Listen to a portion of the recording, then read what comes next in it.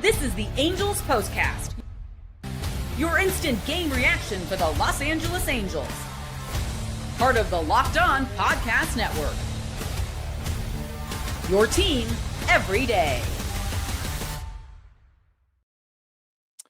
Hello, Halo Nation. Hello, Halo hopefuls, and welcome back to the latest edition and a victory edition of the Locked On Angels Postcast, coming at you live, as always, after every single Angels game right here on the Locked On Angels YouTube channel, and after the fact, both on the channel and wherever you get the Locked On Angels audio podcast feed. If you don't know who I am, if you forgot from the first show 2 days ago, what's going on, everybody? My name is Gavin Carlson, former credential journalist in the LA area, was covering UCLA sports with the Daily Bruin, and now year 2 with the Locked On Podcast Network, where it's your team every day. On today's show, the Angels got it done, folks. They got it done, and I saw it about 18 times already from you guys in the comments.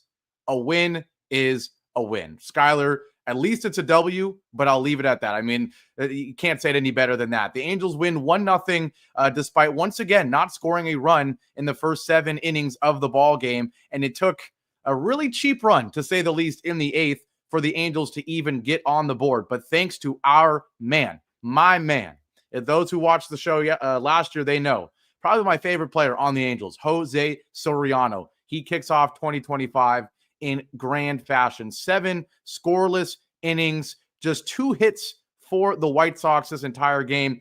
He had 2 hits allowed, 2 walks, 5 strikeouts, and that's 7 scoreless innings to help the Angels steal a win. First and foremost, shout out to everybody in here once again. 2 days ago was amazing, right? For those who were with me last year, we had 10 to 15 people in here live. I think about, 500 people would watch the show as is after the fact. But we had over 100 people in there live throughout the whole show, up to 3,000 views. Amazing support. So shout out to everybody here. We still have some people who might not be familiar. I'm seeing some people like Emmanuel here asking, where's John and Mike? Again, for those who don't know, this is not taking anything away from John and Mike's show. They will still be here Monday through Friday, every single day, giving you the best daily Angels show in the world. And they'll continue to do that. But this is an additional show, a post-game show after every Angels game here live. And again, the best part is you guys can be here in the comments as you're doing, letting me know what you thought of the game, and a lot of the similar sentiments being shared right now. A win is a win.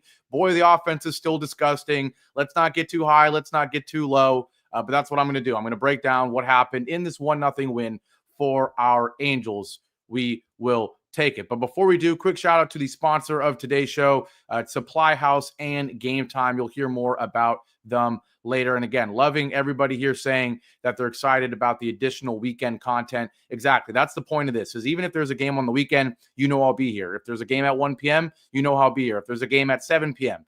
During the week, on the weekend, anything, I'll be right here with you guys. So again, shout out to all of you. And enough of rambling. Let's jump into this one. We have a couple new segments this year. And there's no better person to start off this first one talking about. You'll see who I'm talking about in a sec. It's the player of the game for today's game with our Angels.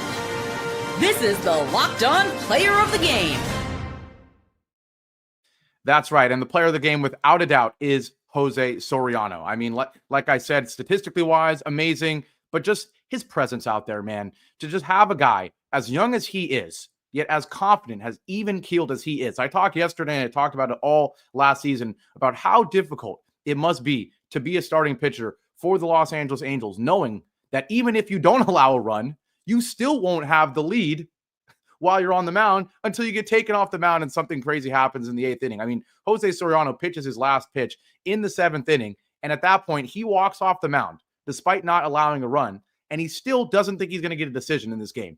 That's how being an Angels pitcher is. But despite that, despite him being young, and despite him having a pitch repertoire and the velocity and the break to maybe signal he should be a guy that struggles with control and everything, he did not today. Obviously, he had 2 walks. He would love it to be 1 or 0, but I never at any point, obviously, he gave up 2 hits, guys, and one of them was an infield hit. Never at once did I feel worried with him on the mound. He's just got such a calming presence. And with an organization like our Angels that is anything but calming, to have a guy like him who is a future ace, a future star. There's no reason why this guy in 2-3 years, and I said it last year, I'll continue to say it, there's no reason why he can't be a Cy Young candidate in a couple of years. He throws hard. He throws a great sinker, which is probably the best pitch in baseball right now. Keep the ball on the ground. And then that knuckle curve is so deadly. And it was so impressive today. There was at-bats where he literally just went up there and he threw 1, 2, 3, 4 knuckle curves in a row. And the opposing hitter had nothing to say about it. Couldn't do anything about it. If it's outside of the zone, it looks like it's in it and it breaks out. If it's inside the zone, it's still hard to square up because it's got that knuckle curve break. The speed difference between the sinker and that knuckle curve. He really only had to throw 2 pitches throughout most of this game, that sinker and the knuckle curve, and he got it done. So once again, shout out to the player of the game, without a doubt. It's Jose Soriano. He did everything he had to do for this awful offense to still earn a victory. And don't worry, we'll talk plenty about the offense, my thoughts on the lineup. Obviously a little bit different. Yohan Moncada gets his first start.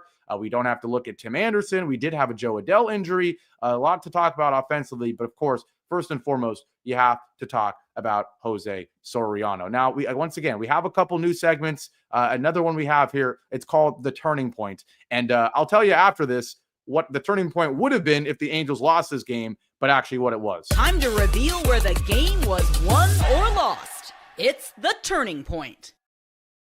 Yes, and of course, the turning point had to be the top of the 8th inning.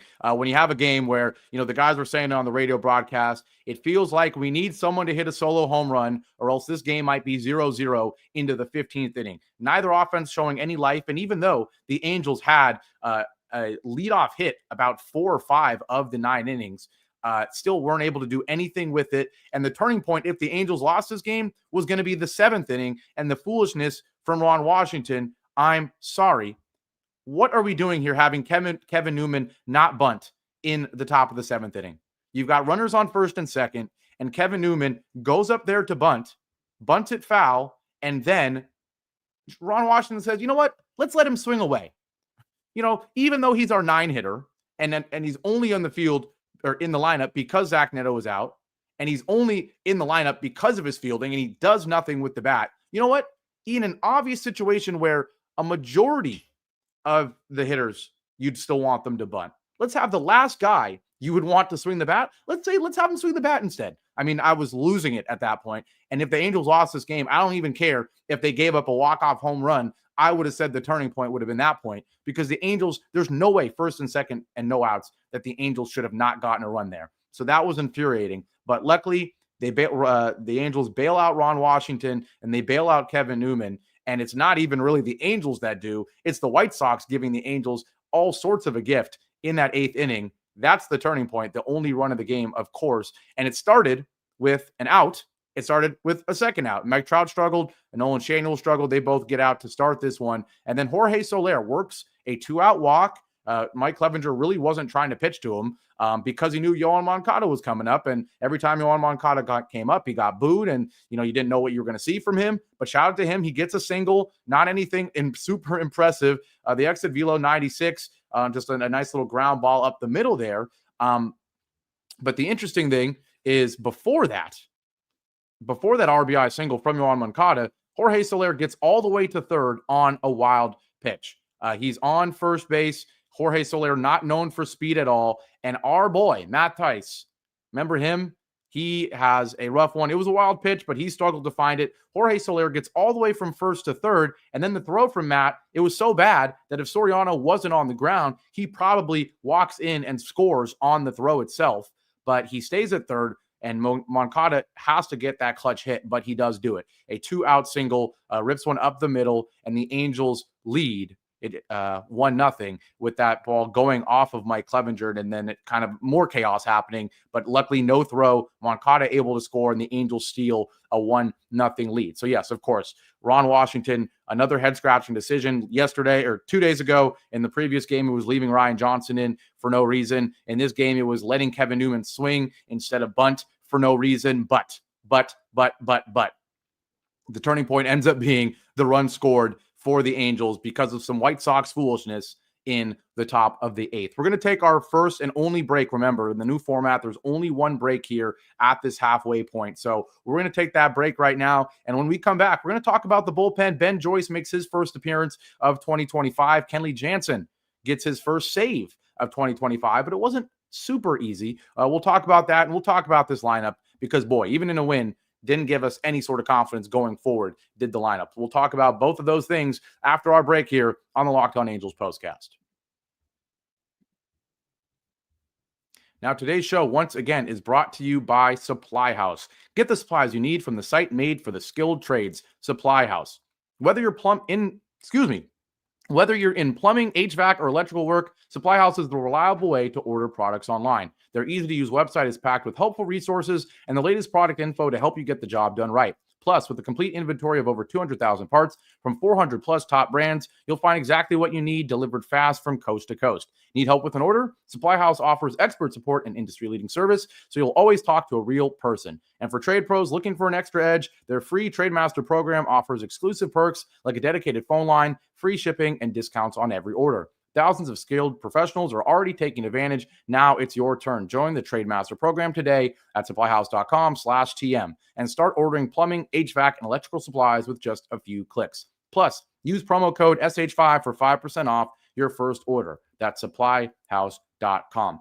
And today's show is also brought to you by Gametime. There's nothing better than catching an MLB game live. Amen. The crack of the bat, the roar of the crowd, and the smell of ballpark food. Forget the smell, the taste. And if you're looking to go last minute, Gametime makes getting tickets easier than ever. With last-minute deals, all-in pricing, and a lowest price guarantee, Gametime takes the stress out of buying MLB tickets. Plus, ticket prices drop as game time gets closer, meaning you can score an incredible deal. Gametime is the official ticketing partner of Locked On, and as the Locked On Angels Postcast host and as a big-time Angels fan with Angels games officially underway, I can always count on Gametime to help grab tickets, whether it's the Angels, whether it's other teams.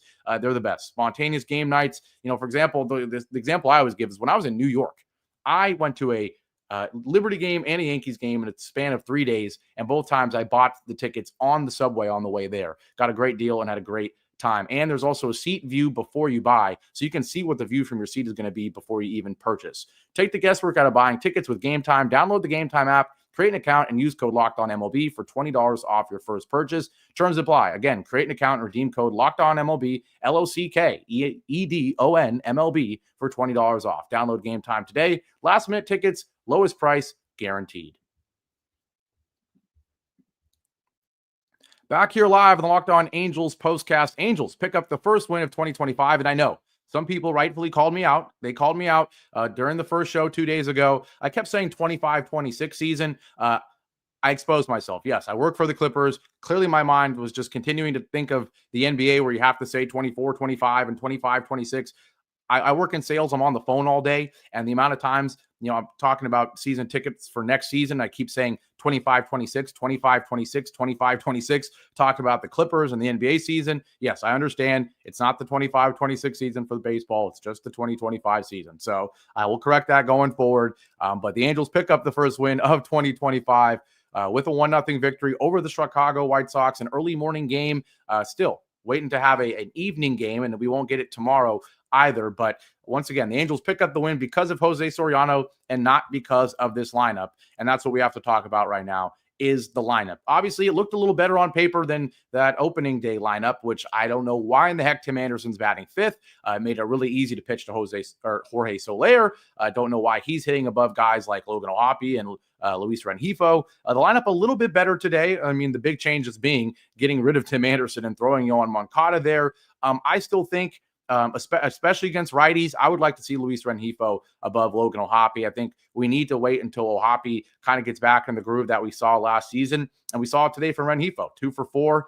He's just a great contact hitter, right? He's going to get on base, and he gives an element of speed that we're not going to get from most of the guys, from Taylor Ward, from Nolan Schanuel, from Jorge Soler, from O'Hoppe, from even Mike Trout a little bit at this point, right? So in my opinion, I personally think Luis Rengifo should be hitting second. I saw a couple people in the comments saying that Nolan Schanuel is not a 2-hole hitter. I agree, because for starters, yes, he's a contact guy. Yes, he doesn't really have the power, but he doesn't have the speed, and he hits too many ground balls. So if Taylor Ward ever does get on, to open up a game, and he did have 2 hits today. That double play threat is always there. Nolan Schanuel's not going to drop a bunt and get Taylor Ward to second if you ever want to do that, right? So I don't like Nolan Schanuel being there at second. If you put Luis Rengifo there and Taylor Ward gets on, well, even if Rengifo hits a ground ball, he's faster, a lower chance at a double play. If you elect to do a sack bunt, certainly he's going to be better at that than Nolan Schanuel right here. Like Akura Man is saying,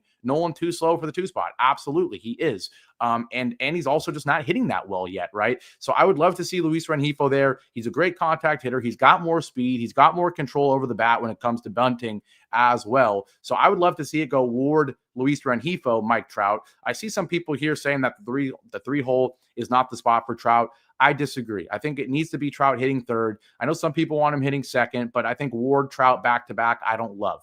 I like Ward, Rengifo, Trout, and then keeping Soler at the 4 spot. And then I think you throw Nolan Schanuel there at the 5th spot after Soler, after Trout. So you kind of have more of a power stretch there with Trout and certainly Soler. But then you go back to some more contact with Nolan Schanuel. Then maybe you go Logan O'Hoppe to get back to some power, some more speed despite being a catcher. And then if you want to go Adele and eventually Neto will be in the mix as well, I would be fine with that. But I just don't think there's a need to have Nolan Schanuel hitting in the 2 hole, even if he was a little bit successful with it last season. So that's just my thought. Let me know what you guys don't want. That's the thing I'll ask you to put in the comment section. What is your ideal 1 through 9 starting lineup? And you can do it with Neto. I'll say if Neto is in there, I think you probably have him hitting 5th after Soler. Then it goes Schanuel and O'Hoppe like that. That's just the way I think it should look going forward. But Nathan with an interesting question. Who will win more games this season, the Angels or the White Sox? That's funny.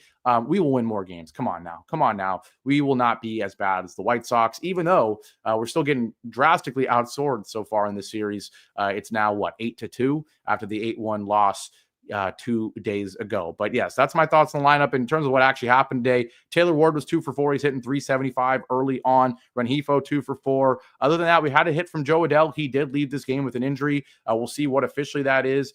They were saying on the radio broadcast that they're pretty sure it's going to be a left quad strain. That's certainly what it looked like. Hopefully that's not the case, but only 2 games in and already Joe Adele hurt. Not what you want to see at all. Once again, might be nice to have a guy like Mickey Moniak. I hate bringing that up as if he was amazing or anything, but I still was very shocked by that decision. We're still waiting for Zach Neto to come back. That'll certainly help the lineup because Kevin Newman, another stinker, 0 for 4. He's brutal. Let's just leave it like that. He's brutal. O'Hoppe 0 for 4. Schanuel 0 for 4. And then, of course, as much as I was delaying to say it, Mike Trout 0 for 4, still without a hit through his first 2 games of this season. But am I worried about that? No, I'm not worried about that. The only thing we need to be worried about with him is if he plays the whole season. If he does, he's going to have a good year. He's Mike Trout. Like Akura Man says here, it's okay. We'll get to see Kyron Paris get more playing time. That is true. Liked what he was able to do there in terms of getting on, stealing second base. He's got the speed. He's got good fielding. If he can just swing the bat decently well like he did today with that hit, even if it was a blooper, we will take it. But yes, that's the lineup. At the end of the day, you finished with 8 hits. And again, you had 4 leadoff hits, but weren't able to do anything with it. That 7th inning was infuriating, and you got the gift run in the 8th. Now, real quick, before we wrap this one up, we'll talk about the bullpen because we did finally see the debut of Ben Joyce. He gets his first hold of the season. He comes in the 8th inning and had an eventful walk there after he gets the first 2 guys. Has a walk. After he gets the first out, has a walk.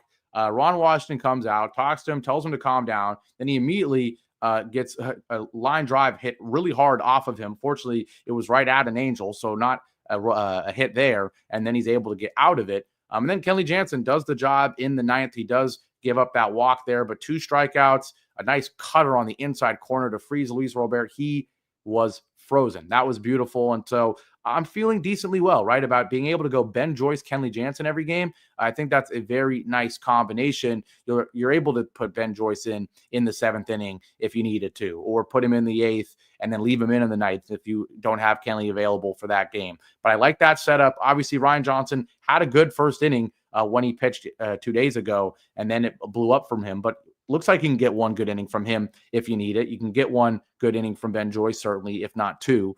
So I'm feeling okay about the bullpen. I think it's going to be better than most people expect it to be. And I'm very high on Jose Soriano. I'm pretty decently high on Jack Kwanowitz. I think Yusei Kikuchi is going to be solid. And so it's just going to come down to those those last two guys, Tyler Anderson. If we can get the Tyler Anderson from last year, the beginning of the season, that's a pretty good rotation for all things considered, at least in the Angels standards, right? But bullpen does its job, certainly. Jose Soriano, once again, the star, the player of the game, and he's making that early case to be the ace after that 7 scoreless inning performance. A gift run in the 8th, enough. And we'll see now what the Angels can do tomorrow if they can pick up the series victory against the White Sox tomorrow. Once again, it's going to be another early game, whether we like it or not, an 11:10 a.m. first pitch once again. So I'll be here around similar timing as today. Around 1:30 is when the game will conclude. Make sure you're back here on this channel. I'll be here, and we'll do it all again, hopefully after another victory,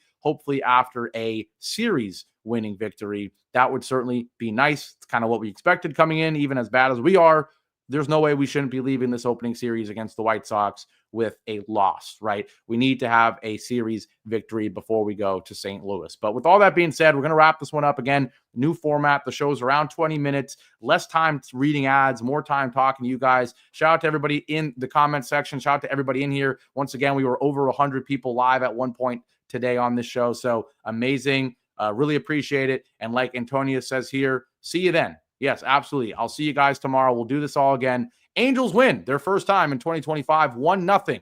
Let me know what you think of the performance. Let me know what you think the lineup should look like going forward in the comment section. And again, I know I didn't do the show at work this time, so maybe I don't get all of the brownie points, but still, I put in the effort for you. So at the very least, just hit that like button. That's all I need. Hit that like button. Appreciate it so much. And make sure you catch me tomorrow. We'll do it all again. But for now, Angels 1, White Sox 0. First win of 2025. I'll see you guys tomorrow. Take care. Go Angels.